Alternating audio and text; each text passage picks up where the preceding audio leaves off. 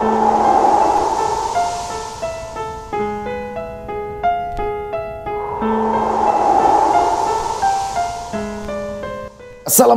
warahmatullahi wabarakatuh. Selamat malam semuanya teman-teman. Selamat datang kembali di channel kesayangan kita, channel Ilo Extreme. Dan dimanapun teman-teman berada, semoga teman-teman selalu dalam keadaan sehat walafiat tanpa kekurangan satu apapun. Amin amin ya robbal alamin. Pada kesempatan yang baik ini, kami akan membawakan satu kisah dari penulis yang baru penulis senior, tapi baru pertama kali kita membawakan kisahnya di channel kami, dan asli kisahnya keren banget ya.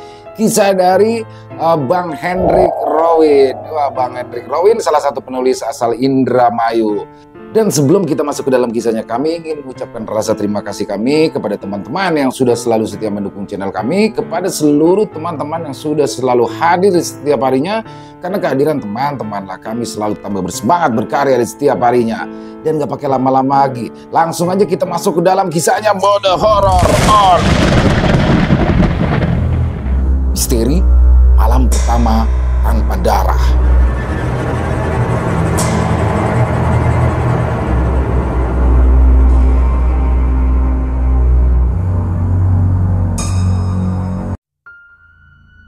Di sebuah kamar pengantin di rumah yang cukup besar, terjadi pertengkaran sepasang pengantin baru sehabis melakukan ritual malam pertamanya. "Dasar wanita jalang, ternyata kamu sudah tidak perawan lagi," teriak Jamal dari dalam kamar. Maksud kamu apa, Mas?" tanya Purwati masih belum mengerti. "Lihat ini," Jamal menunjuk pada spray yang tidak terlihat ada bercak darahnya. "Apa?" Purwati masih terlihat bingung dan belum mengerti. "Tidak ada bercak darah. Itu berarti kamu sudah tidak perawan sebelum malam pertama ini." Suara Jamal begitu kerasnya. "Astaga, Mas, kenapa ucapan seperti itu bisa keluar dari mulutmu? Aku tidak sehina seperti yang kamu bayangkan, Mas." Suara Purwati bergetar. Bulir-bulir bening mulai jatuh membasahi pipi Purwati dan kemudian terisak. Kejadian itu terjadi pagi-pagi sekali. Keributan yang membuat Ibu Jamal bertanya-tanya tentang apa yang sedang terjadi pada mereka. Jamal lalu keluar dari dalam kamarnya. Ibu Jamal sudah ada di ruang tamu. Posisi kamar memang berdekatan dengan ruang tamu. "Ada apa sih? Pagi-pagi udah ribut," tanya ibunya Jamal. "Lihat, Bu. Lihat ini, Bu. Tidak ada bercak darahnya." Jamal memperhatikan spray yang ia tarik paksa dari dalam kamar. Sementara itu, Purwati masih menangis terseduh-seduh di dalam kamarnya. Wajahnya ia benamkan pada kedua kaki yang ia peluk erat. "Oh, jadi menantuku itu tidak perawan karena kamu. Lalu sama siapa?" tanya ibunya Jamal. "Ya tentu saja sama orang lain, Bu," kata Jamal masih dengan suara lantang. "Astagfirullah. Jadi mantuku itu bukan orang baik-baik?" tanya ibu Jamal lagi. "Bukti sudah sangat jelas, Bu," kata Jamal. Jamal lalu keluar dari dalam rumah sambil menarik keluar spray malam pertama mereka. Lalu ia berjalan menuju ke jalanan yang berada tepat di depan rumah mereka. Orang-orang sudah mulai berlalu lalang. Jamal terus saja berteriak-teriak. Lihat ini, tidak ada bercak darah." Dengan suara sekeras-kerasnya, tentu saja orang-orang paham betul apa yang dimaksud oleh Jamal, bahwa Purwati sudah tidak perawan sebelum malam pertama itu terjadi. Gosip menyebar dengan cepat. Terlebih lagi, Jamal yang terus saja berjalan mengelilingi kampung sambil menyeret spray itu. "Gak nyangka ya, Purwati yang kelihatannya polos ternyata sudah tidak perawan sejak sebelum menikah," ucap ibu-ibu yang bergerombol. "Kasihan si Jamal, dia dapat istri yang ternyata seorang pelacur." Pelacur itu melakukan karena uang. Kalau si Purwati mungkin karena gatal." Tidak kusangka para ibu-ibu itu tertawa terbahak-bahak sambil bergosip ria.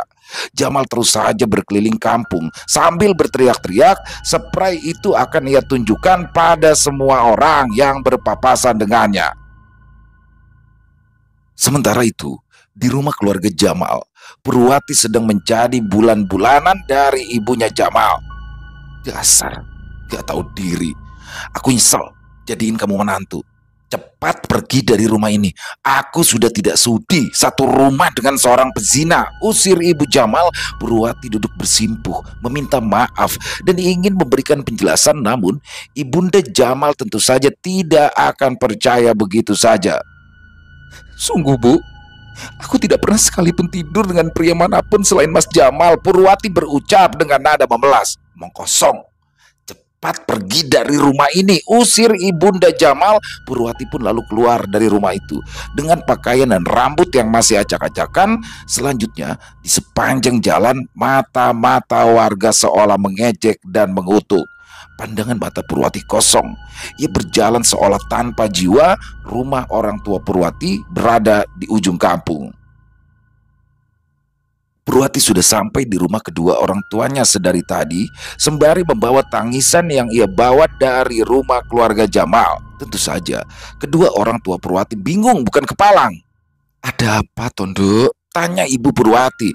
Purwati pun hanya bisa menangis. Ia bingung harus bercerita dari mana. Setelah dibujuk berulang-ulang, akhirnya Purwati mulai mau bicara. Sekarang orang tua Purwati sudah paham dengan apa yang terjadi pada anaknya itu. Tiba-tiba dari depan rumah terdengar riuh orang-orang yang entah datangnya sejak kapan. Purwati, keluar! Teriak seseorang dari pintu depan. Kedua orang Purwati pun lalu keluar, mengedarkan pandangan ke halaman rumah di mana sekarang sudah banyak orang yang ada di depan rumah mereka. Ada apa ini? Ada apa ramai-ramai? Tanya ayah Purwati. Mana Purwati, Pak? Tanya Jamal. Iya, ada apa? Purwati ada. Tanya ayah Purwati lagi. Suruh dia keluar, Pak, bentak Jamal. Ibunda Purwati kembali ke dalam rumah, lalu ia kembali lagi sembari menggandeng anaknya. Mulai saat ini, kamu bukan lagi istriku.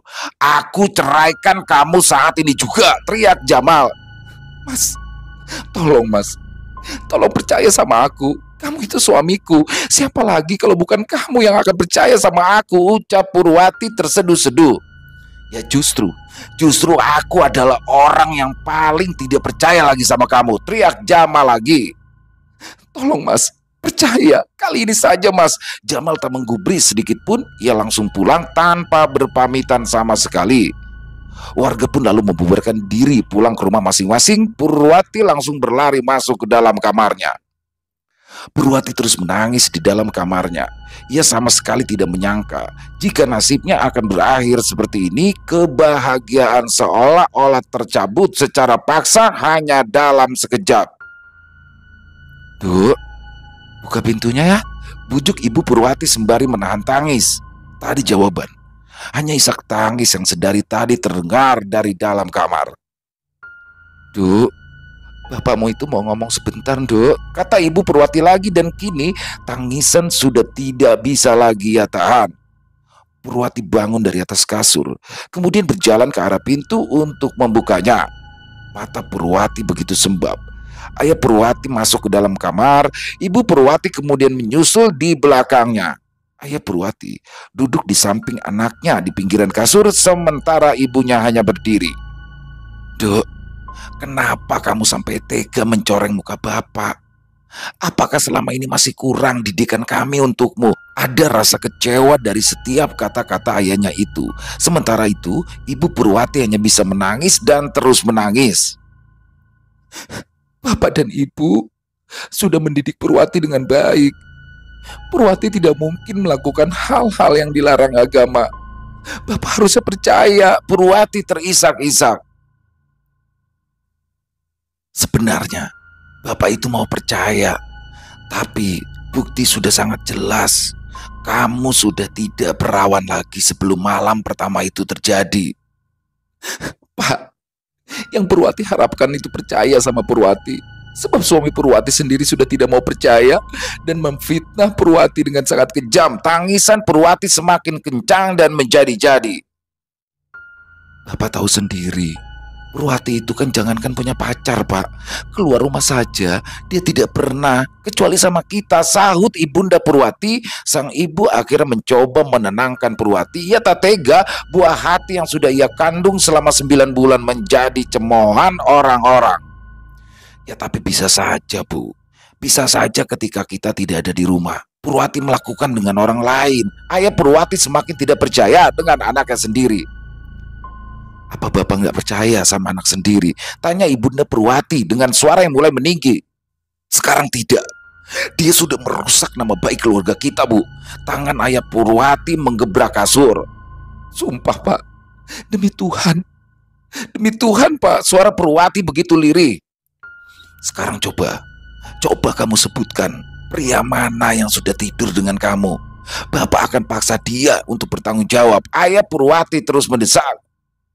Demi Tuhan, Pak. Purwati tidak sehina itu. Ayah Purwati di sini malah semakin murka. Tidak ada cara lain, Dok. Selain kamu itu jujur, agar nama baik keluarga kita tidak semakin hancur. Coba kamu katakan, pria mana yang sudah tidur sama kamu? Ayah Purwati kini mulai berkacak pinggang. Demi Tuhan, Pak. Purwati tidak sehina itu. Kembali Purwati berkata dengan suara lirih. Suaranya datar tanpa emosi sedikit pun. Tatapan Purwati semakin kosong. Cepat jawab, teriak ayah Purwati, hampir menampar pipi anaknya. Demi Tuhan, Pak. Purwati tidak sehina itu. Dok, kamu gak apa-apa? Tanya Ibunda Purwati. Demi Tuhan, Purwati tidak sehina itu. Kembali kata-kata itu saja yang keluar dari mulut Purwati. Dok, kamu itu kenapa? Tanya ibunya Purwati mulai khawatir. Demi Tuhan, Purwati tidak sehina itu. Ucapan itu terus-menerus ia ulang. Bahkan ketika ayah dan ibunya sama sekali tidak bicara. Ayah dan Ibunda Purwati saling pandang. Dan lagi, demi Tuhan, Purwati tidak sehina itu. Sore harinya, Purwati duduk di kursi belakang rumah, diam, hampir tidak bergerak sama sekali tanpa ada suara sedikit pun keluar dari mulutnya. Bahkan panggilan dari ibunya pun tidak ia pedulikan.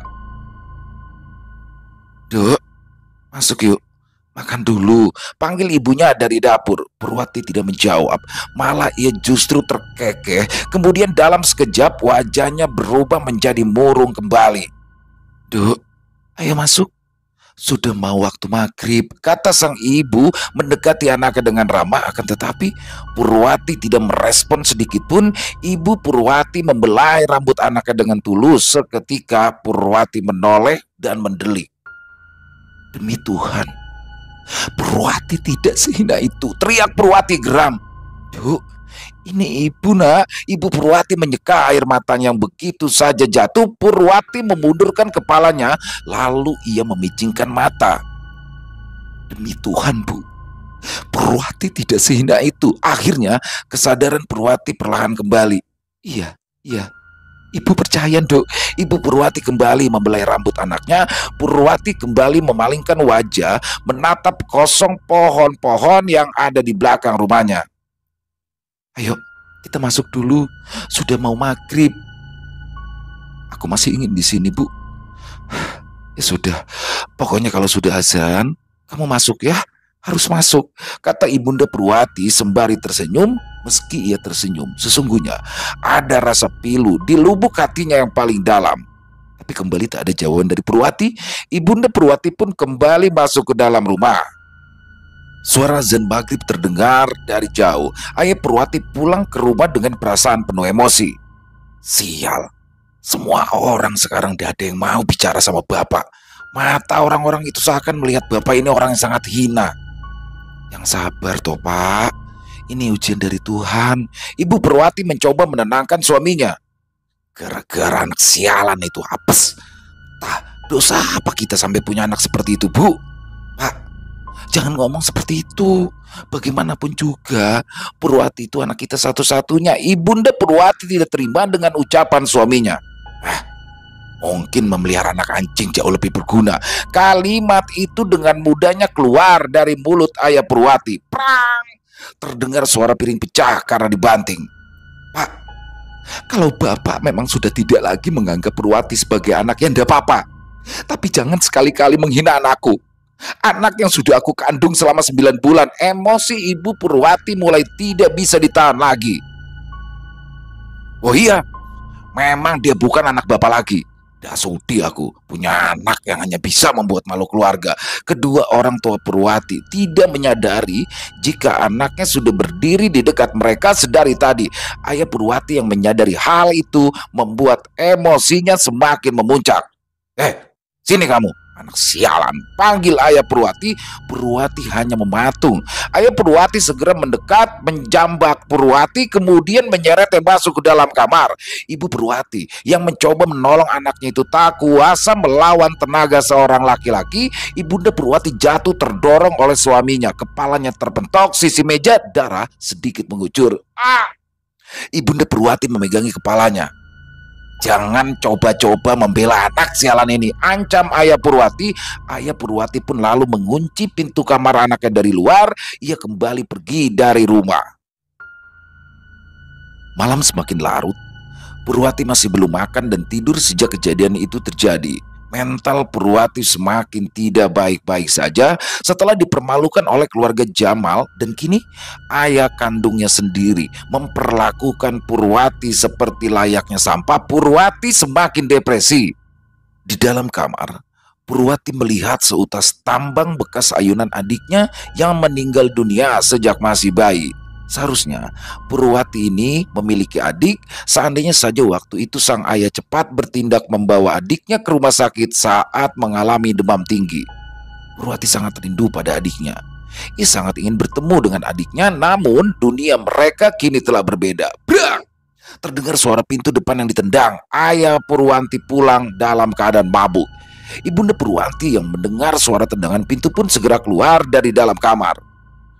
Seandainya saja membunuh orang itu tidak dosa dan gak bakalan masuk penjara, mungkin sudah aku lakukan sekarang juga, ucap ayah Purwati.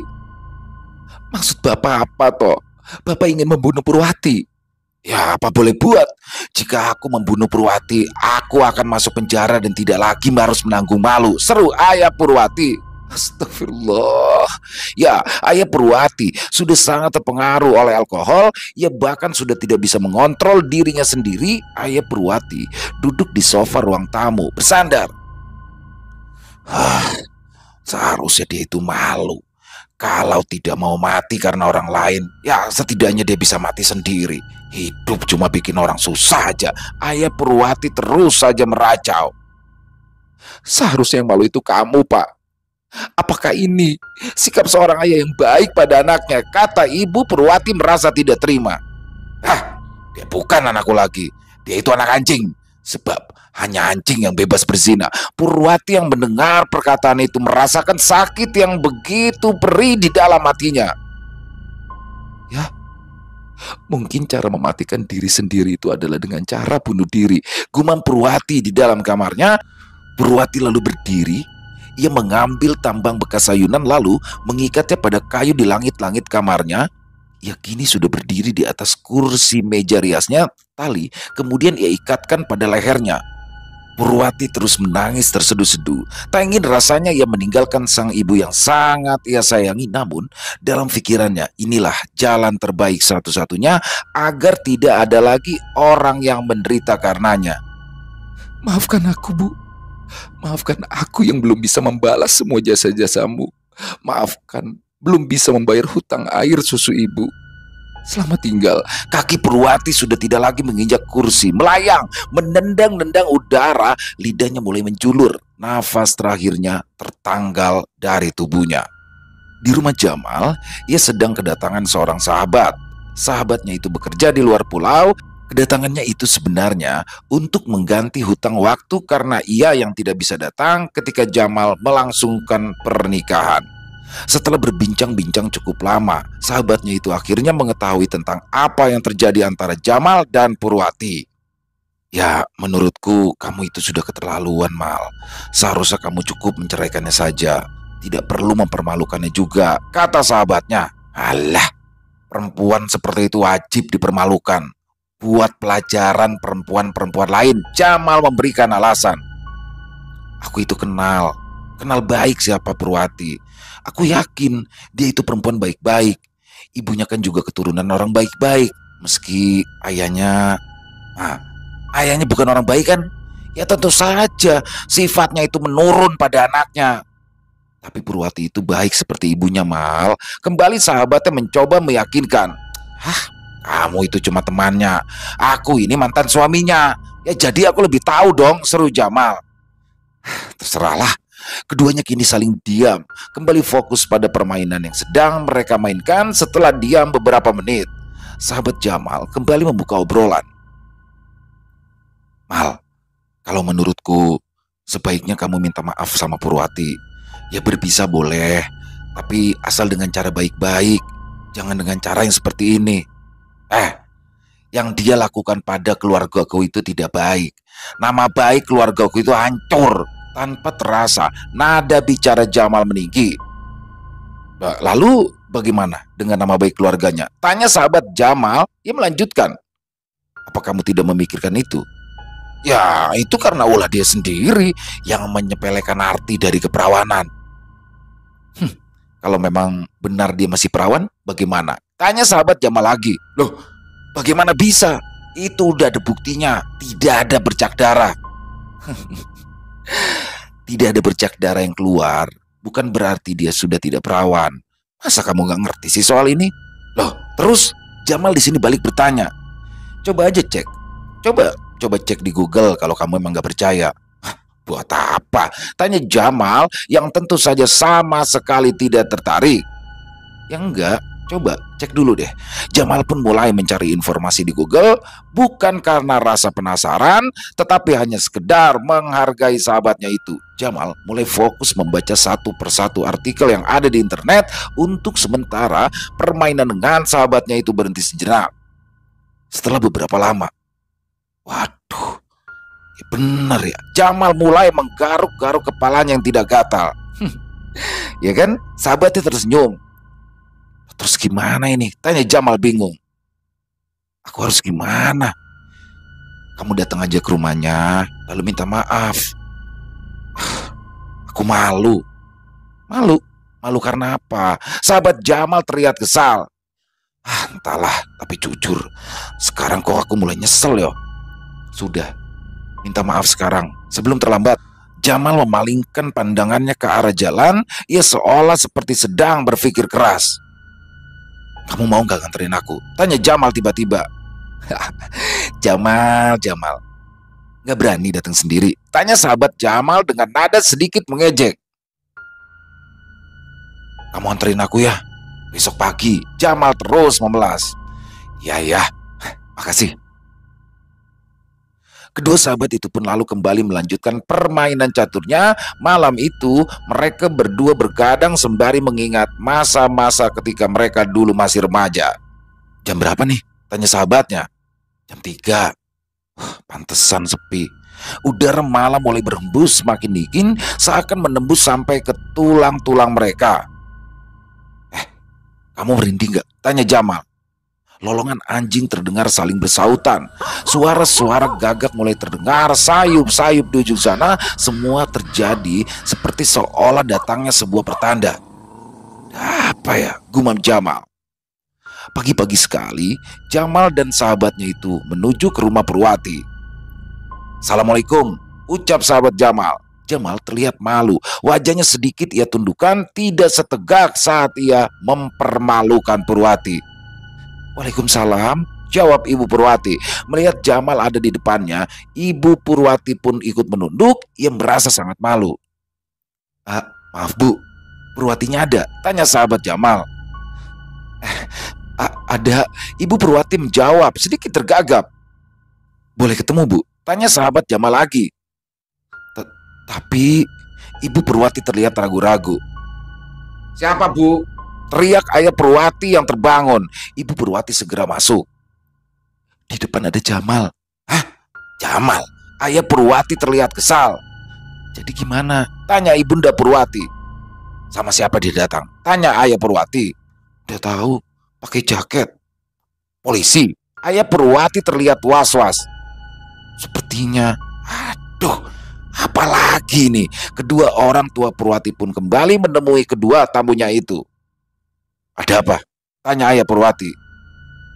Saya saya mau ketemu Purwati." Kedua orang tua Purwati saling pandang, merasa ada sesuatu yang mereka sembunyikan. Kedua orang tua Purwati kemudian menatap sahabat Jamal karena mereka masih curiga pada orang itu. Jamal yang faham kedua orang tua Purwati curiga pada temannya, lalu memperkenalkan temannya itu. "Pak, Bu, perkenalkan, ini temanku." Sahabat Jamal mengulurkan tangan, lalu bergantian bersalaman dengan kedua orang tua Purwati. "Teman Purwati juga, Pak," kata sahabat Jamal. "Oh, syukurlah." Ayah Purwati mengelus dadanya. "Ayo, silakan masuk," kata ibu Purwati. Keduanya lalu masuk diikuti oleh kedua orang tua Purwati. "Pak, Bu, saya datang ke sini karena ada yang harus aku bicarakan sama Purwati," ucap Jamal. "Purwati masih di dalam kamar, mungkin masih tidur." "Ah, nggak apa-apa, kami berdua tunggu aja," kata sahabat Jamal. Sejak kedatangan mereka di rumah orang tua Purwati, sahabatnya lebih banyak bicara daripada Jamal. "Ibu bangunkan saja ya," ibu Purwati menawarkan. Jangan, tapi terserah ibu aja deh." "Purwati, Purwati, bangun dok, ada tamu." Ibu Purwati kembali ke ruang tamu, duduk sembari menunggu anaknya keluar menemui tamunya. "Maaf, biasanya jam segini Purwati itu udah bangun." Tapi ucapan ibu Purwati terhenti, seperti ada hal yang tidak enak untuk diucapkan. "Tapi apa, Bu?" tanya sahabat Jamal. Sejak kejadian itu, kembali ibu Purwati tidak berhasil melanjutkan ucapannya. "Ya, Bu, saya paham, Bu." Jamal menunduk sedih. "Ini Purwati kenapa tidak bangun-bangun ya? Sebentar ya, ibu coba bangunkan lagi." Ibu Purwati lalu berdiri dan meninggalkan ruang tamu. "Purwati, Purwati, bangun dok, itu ada tamu kamu." Ibu Purwati memanggil sembari mengetuk-ketuk pintu, tapi tak ada jawaban sama sekali. Ibu Purwati mengetuk pintu lagi, lebih kencang, berkali-kali. Kembali tak ada jawaban. Di sini, ia mulai panik, mulai berpikir yang macam-macam. "Pak, tolong Pak, ini Purwati diem aja, gak jawab sama sekali." Akhirnya semua orang yang ada di rumah itu bergegas menuju kamar Purwati.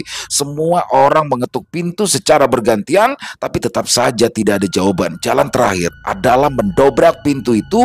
Beberapa kali didobrak, pintu belum juga berhasil terbuka. Hingga setelah didobrak berulang kali, pintu berhasil terbuka. Brak! Terlihat sesosok tubuh menggantung dengan tambang menjerat leher. Ibunda Purwati seketika menjerit. Tubuh Jamal bergetar dengan hebat. Kakinya lemas, kemudian tersungkur. "Aku terlambat," ucap Jamal lirih. Jamal pun tak sadarkan diri lagi. Jamal berusaha disadarkan oleh sahabatnya. Ibunda Purwati terus menjerit, sementara sang ayah menatap anaknya dengan tatapan kosong. Warga berangsur-angsur mulai berdatangan. Mereka semua begitu terkejut melihat Purwati meninggal dunia dengan cara tragis seperti ini. Rasa benci seketika berubah menjadi rasa iba. Beberapa ibu-ibu yang melihat Purwati tergantung pun ikut menangis. Padahal selama beberapa hari ini merekalah yang sering menggunjing dari satu tempat ke tempat lainnya. Ada hal yang membuat warga merasa aneh. Terlihat darah menetes dari dalam rok Purwati. Mereka yakin itu berasal dari alat vitalnya. Ibu-ibu yang bergerombol mulai berbisik-bisik. "Apa jangan-jangan? Wah, aku yakin deh, ini pertanda ini. Apa mungkin dia sedang datang bulan ya?" Di dalam kamar, jasad Purwati mulai diturunkan oleh warga. Lidah yang menjulur dan darah yang terus menetes membuat warga bergidik. Ibu Purwati dibantu beberapa saudaranya mulai memandikan jenazah Purwati, sementara yang lainnya hanya berada di luar kain penutup. Darah masih terus keluar dari kemaluan Purwati ketika ia dimandikan. Darah itu sama sekali tidak berhenti. Segala upaya telah diusahakan, tapi sia-sia belaka. Beberapa warga yang mendengar jika darah dari kemaluan Purwati tidak bisa berhenti, mulai kembali menyebarkan cerita kepada setiap orang. Tentu saja, beberapa warga di sini mulai merasa ketakutan. Mereka tidak bisa membayangkan teror yang akan menimpa jika arwah Purwati ingin membalaskan dendamnya. Tiba-tiba, Ibunda Purwati membuka kain penghalang tempat memandikan jenazah Purwati. Lihat, lihat, hei semuanya, lihat kebaluan anakku, terus mengeluarkan darah. Kalian menginginkan ini bukan? Ibu Purwati terus menjerit-jerit, tak ada satupun orang yang menanggapi. Semua orang sibuk dengan rasa malu dan rasa sesal masing-masing. Beberapa dari mereka mulai menganggap Ibunda Purwati sudah mulai gila. Kalian semua sekarang tahu, inilah cara Tuhan menunjukkan kebenaran kepada kalian, teriak Ibunda Purwati lagi. Tetap tak ada yang berani menjawab. Hingga jenazah Purwati dikafani, darah tak kunjung berhenti. Orang-orang dibuat heran, seolah-olah darah itu tak pernah ada habisnya. Mulailah para warga merasa diteror oleh sosok Purwati, diteror karena kesalahan mereka sendiri. Sepanjang jalan, darah terus menetes dari mayat yang ada di dalam keranda. Disumpal dengan cara apapun, darah itu tetap saja menetes. Semua warga kampung ikut mengantarkan Purwati ke peristirahatan yang terakhir, berharap itu semua bisa menghapus dosa yang sudah mereka lakukan terhadap Purwati. Namun, pada akhirnya itu semua sia-sia belaka. Jamal dan sahabatnya hanya mengikuti dari kejauhan. Sebab jika diketahui oleh Ibunda Purwati, tentu saja Jamal akan diusir, keributan pasti juga akan terjadi. Ayah Purwati entah pergi kemana. Semenjak Ibu Purwati mengusirnya pagi tadi, ia tak lagi terlihat batang hidungnya. Beberapa orang yang sedang menggali makam bersaksi bahwa banyak kejadian aneh yang terjadi selama proses penggalian itu.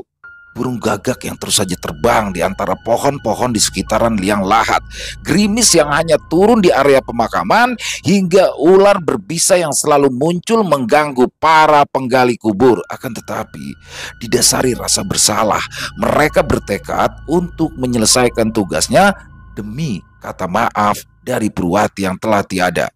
Tidak lama kemudian, para pengusung keranda jenazah mulai terlihat memasuki area pemakaman. Tangis sayup-sayup terdengar sangat pilu. Bukan dari Ibu Purwati saja, melainkan hampir semua pengantar jenazah menangis terseduh-seduh. Tak ada yang bisa memastikan apakah itu tangisan tulus kehilangan atau hanya kepura-puraan belaka. Sebab orang-orang di kampung itu bertujuan ingin lepas dari teror dan juga dendam dari awa penasaran Purwati. Keranda diturunkan di samping liang lahat. Jantung para pelayat berdetak jauh lebih cepat, seolah-olah mereka sudah yakin jika akan ada hal buruk yang akan terjadi pada mereka. Ning dan Hikmat, layaknya mereka memperlakukan keluarga raja-raja saat prosesi pemakaman, tak ada suara-suara dari mulut-mulut yang tempo hari masih dengan riangnya mengguncing sosok yang kini telah terbujur kaku itu. Darah segar membasahi kain kafan Purwati di sekitaran bawahnya. Bau anyir menyeruak. Beberapa warga mulai merasakan mual. Beberapa lagi tidak tahan dan terpaksa memuntahkan isi perutnya. Beberapa keluarga Purwati pun turun ke liang lahat yang becek. Padahal kala itu sedang musim kemarau. Mereka berdoa agar pemakaman ini lancar tanpa adanya gangguan lagi. Prosesi pemakaman pun selesai. Semua warga bernafas lega. Malam pun tiba. Tahlilan pertama didatangi hampir sebagian besar warga desa. Sejak kejadian di pemakaman tadi, para warga mulai berpikir ingin menyelamatkan diri dengan caranya masing-masing. Salah satunya adalah dengan datang ke setiap acara tahlilan Purwati. Malam itu warga sudah datang berbondong-bondong ke rumah orang tua Purwati. Tua, muda, pria, wanita, besar, kecil sudah siap sedari tadi.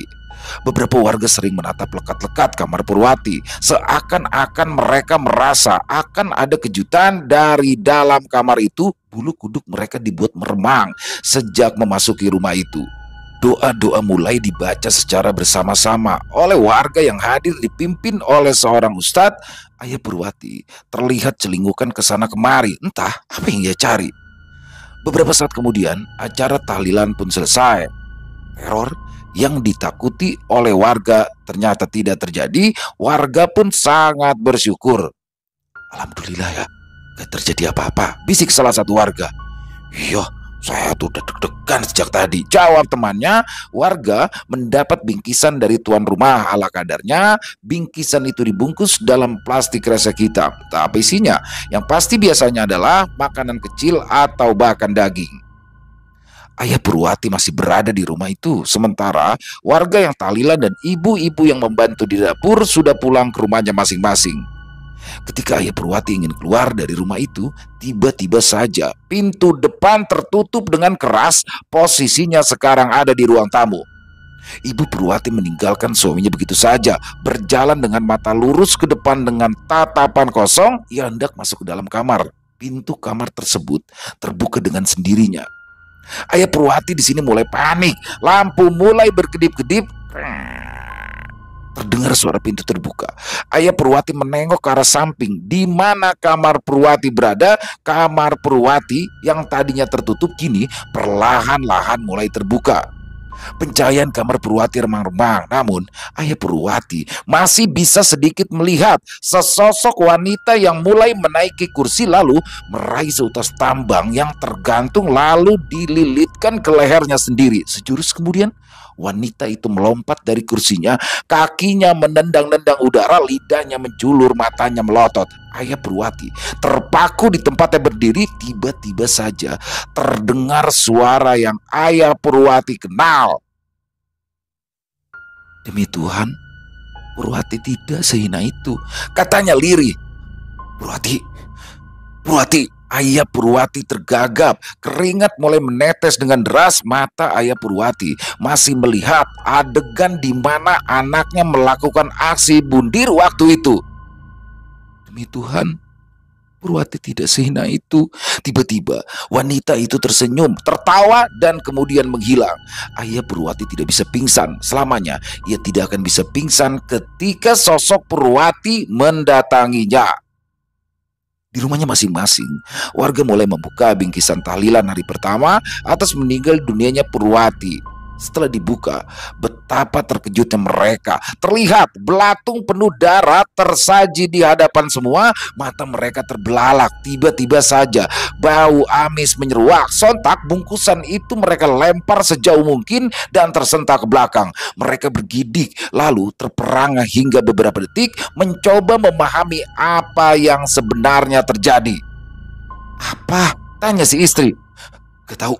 Makanan apa itu? Jawab si suami. Buang aja Pak, perintah si istri. Ibu aja ya. Oh, kok ibu sih? Si istri memasang wajah protes. Mereka masih sangat ketakutan untuk mendekati bungkusan itu. Samar-samar mereka mulai melihat pergerakan belatung yang muncul dari bagian bawah makanan penuh darah itu semakin banyak lalu bergerak berjatuhan di lantai. Belatung-belatung itu bergerak mendekati keluarga yang sekarang sudah berada dekat tembok. Satu keluarga itu masih berusaha mundur, tidak sadar jika tembok sudah menghalangi mereka. Ayo cepat keluar, ajak si suami. Sementara anak-anak mereka terus saja merengek. Sedari tadi ketakutan, mereka mulai menggendong anak-anak keluar dari rumahnya. Warga sudah mulai banyak yang berhamburan keluar. Ya, mereka semua ternyata mengalami hal yang sama. Mereka terlihat sangat panik dengan teror yang terjadi pada malam itu. Tolong! Sayup-sayup terdengar teriakan dari rumah yang tidak jauh dari rumah-rumah mereka. Pasti itu juga mengalami hal yang sama.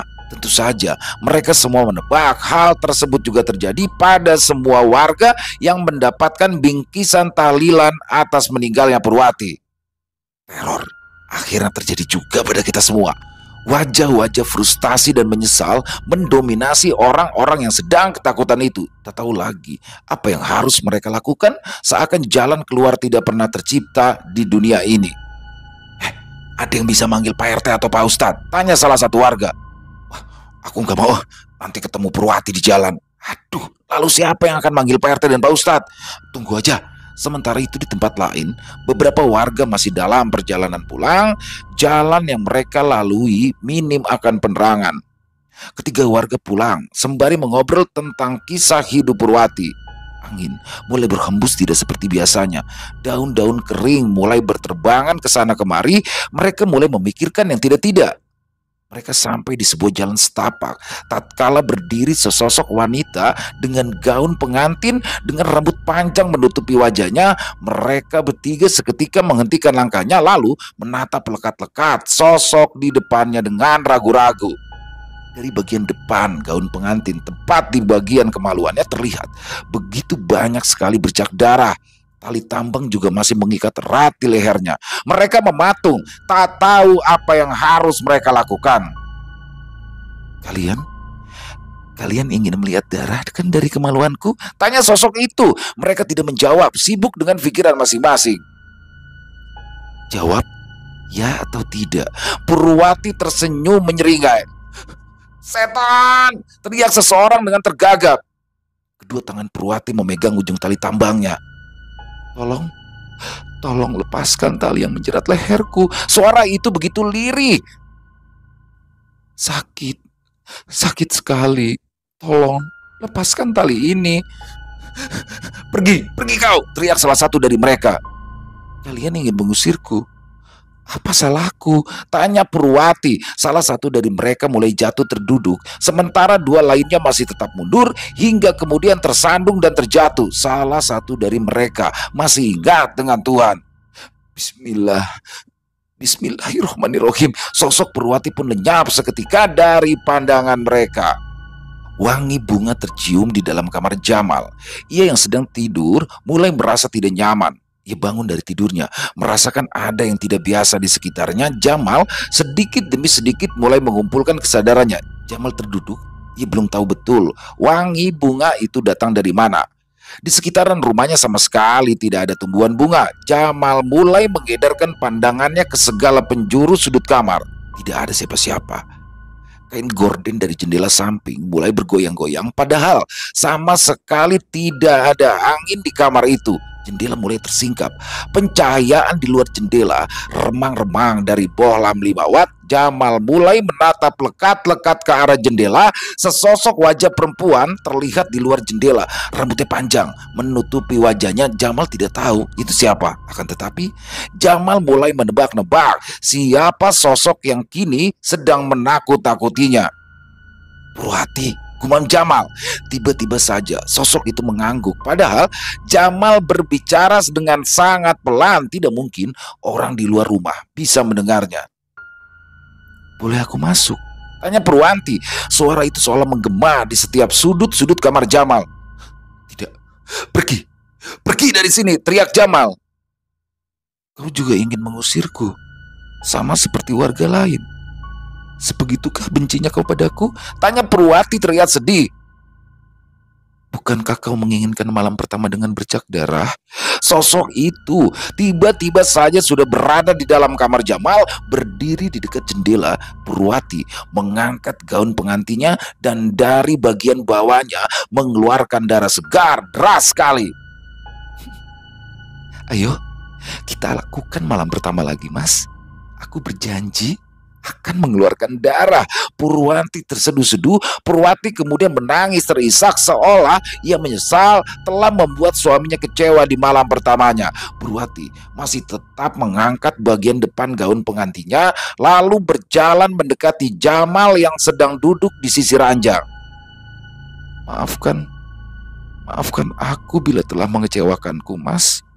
Aku ingin menggantinya dengan malam ini. Purwati masih menangis begitu pilu. Jangan mendekat. Pergi dari sini. Mas, kenapa kamu masih memperlakukan aku seperti ini, Mas? Tanya Purwati lantang. Kau sudah mati. Tiba-tiba saja Purwati mendelik, raut wajahnya penuh kemarahan. Aku mati karena kamu, Mas. Bukan, kamu sendiri yang bundir. Tiba-tiba saja Jamal terlempar ke arah tembok. Kemudian ia menempel pada tembok itu secara terbalik. Kepalanya berada di bawah. Jamal mulai meneteskan air mata. Perlahan sosok Purwati mendekati ke arah Jamal dan kini wajah mereka saling berhadapan. Mas, ayo kita lakukan malam pertama lagi. Dan aku berjanji pasti akan mengeluarkan darah malam berikutnya. Jamal duduk meringkuk di pojok kamarnya. Ia menatap lekat-lekat jendela di mana arwah Purwati pertama kali muncul. Jamal mulai sesenggukan. Perasaannya campur aduk, sesal, marah, kecewa, malu, sedih, semuanya bercampur menjadi satu. Jamal bahkan sempat terpikir untuk melakukan aksi yang sama, bundir, seperti apa yang Purwati pernah lakukan. Angin tak wajar mulai mengusap tengkuknya, membuat bulu kuduknya seketika meremang. Lampu tiba-tiba padam, bau kemenyan dan kembang tujuh rupa menyeruak ke segala penjuru sudut kamar. Dua cahaya merah dari mata makhluk misterius itu terlihat jelas di depan Jamal. Jamal bergidik ketakutan. Lampu berkedip-kedip samar-samar. Jamal melihat sosok perempuan dengan rambut panjang menutupi seluruh wajahnya. Jari-jari kurus, serupa dengan ranting kering, kuku-kuku panjang melengkung, kulit pucat seputih kapur dengan kain seperti kain kafan yang terkoyak-koyak. Terdengar gemeretak seperti tulang patah setiap sosok itu menggerakkan tubuhnya. Sosok perempuan itu lalu mulai berjalan mendekati Jamal. Setelah posisi mereka cukup dekat, sosok perempuan itu mendongak, memperlihatkan wajah lonjong dengan rahang patah terjuntai hampir jatuh. Matanya mengeluarkan air mata darah yang mulai membasahi pipinya. Dari hidungnya keluar nanah yang sangat busuk belatung-belatung berjatuhan dari borok yang ada di sekujur tubuhnya. Perempuan itu lalu menyeringai. "Ayo mas, kita lakukan malam pertama lagi. Aku janji akan mengeluarkan darah agar kamu bisa puas, mas," ucap sosok itu lirih. Jamal merangkak, mencoba untuk berlari, lalu sosok itu mulai terkikik. Jamal tercekat. Di situ ia mulai kesulitan bernafas. Tubuh Jamal tiba-tiba saja terangkat, seolah seperti sedang dicekik oleh sosok itu. Meskipun posisi mereka tidak saling bersentuhan, kedua tangan Jamal memegangi lehernya. Jamal berusaha menghirup udara sebisa mungkin. Ia mulai terengah-engah. Raut wajah Jamal mulai sedikit membiru akibat ia kekurangan oksigen. Namun Jamal masih berusaha sekuat tenaga untuk terus bertahan. Ia jatuh terjerembab menghantam lantai. Lalu tangan sosok itu mulai meremas ke arah kemaluannya. Sejurus kemudian Jamal merasakan sakit yang tak terkira pada kemaluannya. Darah mulai keluar. Rembesan darah dari celana Jamal terlihat mulai membasahi lantai. Sosok perempuan itu lalu menghilang lenyap dari pandangan Jamal. Beberapa hari kemudian, Jamal kabur dari rumah melalui jendela kamarnya. Keluarganya sama sekali tidak mengetahuinya. Mereka pikir aibnya tidak akan diketahui oleh warga. Mereka berpikir nasib baik akan selalu berpihak pada mereka. Jamal mulai membuka celananya. Kini tubuh bagian bawahnya sama sekali tidak ada kain penutup. Ia lalu meloncat-loncat, menari-nari di sepanjang jalan, mengelilingi kampung sembari memamerkan kemaluannya kepada siapa saja yang ia jumpai. Lihat, lihat ini. Jamal tertawa lepas tanpa adanya sedikit rasa malu. Walah, pantas saja malam pertamanya ndak keluar darah, wong kecil. Salah satu warga terkekeh melihat tingkah laku Jamal. Walah, itu lebih mirip petasan ceplik. Sambung warga lainnya. Mereka semua tertawa terbahak-bahak. Di situ Jamal justru semakin merasa senang. Tuhan telah membalas dengan cara mempermalukan Jamal sama seperti yang ia lakukan pada Purwati. Banyak yang tidak tahu jika Jamal menjadi tidak waras hanya di siang hari saja, tapi ketika malam tiba ia akan kembali seperti orang yang waras, lalu akan kembali menerima teror dari sosok Purwati. Jamal lalu mulai meninggalkan sekumpulan bapak-bapak yang berkumpul di pos ronda. Kemudian ia mulai mendekat ke arah sekumpulan ibu-ibu yang terlihat duduk-duduk di suatu rumah. "Hei, lihat ini! Lihat!" teriak Jamal. Kembali ia memamerkan bagian bawahnya. "Astaga, menjijikan!" umpat salah satu ibu-ibu. "Waduh, ya pantesan Purwati itu sampai mati tetap perawan," kata ibu-ibu lainnya. "Uang bentuknya kayak cacing gitu, mana bisa merawani anak gadis?" Sejatinya Purwati memang sudah diperawani oleh Jamal ketika malam pertama. Semua itu adalah hukuman atas apa yang pernah Jamal lakukan pada Purwati, memperlakukan dan menjatuhkan kehormatan seorang wanita dengan sangat kejam. Jamal terus berkeliling kampung hingga kemudian salah satu warga pun melaporkan kepada pihak keluarga dari Jamal. Tok tok tok. Tok tok tok. Assalamualaikum. Assalamualaikum, kata warga itu sembari mengetuk-ketuk pintu rumah keluarga Jamal. Waalaikumsalam, jawab Ibu Jamal. Bu, warga itu bingung, ya harus melaporkan mulai dari mana. Ada apa toh? Tanya Ibunda Jamal. Itu Bu, Jamal keliling kampung nggak pakai celana Bu, kata warga itu tegas. Loh, apa maksudnya? Tanya Ibunda Jamal masih belum mengerti. Itu loh Bu, si Jamal keliling kampung itu nggak pakai celana, kata warga itu mengulangi perkataannya. Tolong bawa dia kembali ke rumah, nanti saya kasih imbalan, ucap Ibunda Jamal mulai terisak. Warga itu pun lalu pamit dan kemudian lekas pergi meninggalkan rumah keluarga Jamal. Ibunda Jamal menangis jadi-jadinya, menangisi kesalahan terhadap mantan menantunya yang harus kehilangan nyawa secara sia-sia. Warga kampung, Ibunda Jamal dan juga ayah dari Purwati harus terus mengalami teror hingga 100 hari kematian Purwati. Sosok Purwati selalu datang ketika matahari mulai tenggelam sampai menjelang matahari terbit. Semalam suntuk. Kelak, gadis-gadis di kampung itu tidak akan pernah bisa mengeluarkan darah perawan saat malam pertama. Kutukan Purwati yang akan disesali oleh warga kampung itu bertahun-tahun lamanya. Fitnah lebih kejam dari pembunuhan. Hati-hati dengan lidah, sebab lidah jauh lebih tajam daripada sebilah pedang. Semoga ada pelajaran dalam kisah ini yang bisa kita ambil. Selesai, wow, luar biasa. Kisah dari Mas Hendrik Rohit. Ini asli kisahnya. Horornya dapat banget nih. Di awalnya itu campur aduk tuh, ada horornya, konfliknya dapat banget, dan apa ya, kayak apa, kelam banget ya di dalam satu desa tuh terjadi. Dan Jamal parah banget ya. Jamal ini parah banget. Ini ibaratnya gini ya, buruk rupa cermin dibelah nih di sini nih. Dia yang mengklaim bahwa itu sampai spraynya dibawa keliling kampung buat apa coba? Dan akhirnya ia mendapatkan karma yang sesungguhnya, dia mendapatkan karma yang sesungguhnya. Dan ternyata semua itu misteri malam pertama tanpa darah itu hanya karena disebabkan endingnya ini loh, endingnya yang kacau banget. Itu disebabkan karena petasan ceplik, ya ampun. Jadi ini asli benar. Dan sebenarnya disinilah pentingnya sex education ya, sejak dini atau sebelum menikah. Jadi harus tahu dulu nih, karena tidak selamanya seperti yang tadi dalam kisah, tidak selama tidak berdarah itu berarti tidak perawan atau dituduh macam-macam. Jadi inilah pentingnya sebenarnya sex education. Jadi buat teman-teman mungkin yang belum menikah atau akan menikah, ya lebih dipahami dulu tentang hal ini, karena menyangkut nama baik keluarga ataupun keluarga orang, kan jadi hancur semua sekarang nih. Dari sisi satunya suaminya malu, istrinya juga malu, dan apalagi ternyata itu semua adalah akibat nggak nyampe gitu dia mungkin ya. Jadi luar biasa Mas Hendrik, kisahnya asli keren banget, dan menurut saya ini plot twist ya, plot twist di endingnya bener-bener nggak ngira nih.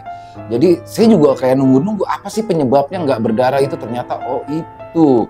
Dan kembali lagi banyak hikmah yang bisa kita ambil dalam kisah barusan, dan yang buruk-buruknya dibuang saja. Semoga kisah barusan bisa menghibur para teman-teman pecinta penikmat horor, dan lebih khususnya lagi kepada para subscriber di channel Ilo Ekstrim. Buat Mas Hendrik Rohit, kisahnya asli keren banget. Ditunggu lagi nih kisah-kisah selanjutnya yang harus semakin horor, semakin keren ya Mas Hendrik ya. Dan buat teman-teman yang suka baca ya, bisa mengunjungi KBM yang mana Mas Hendrik ini ada di sana.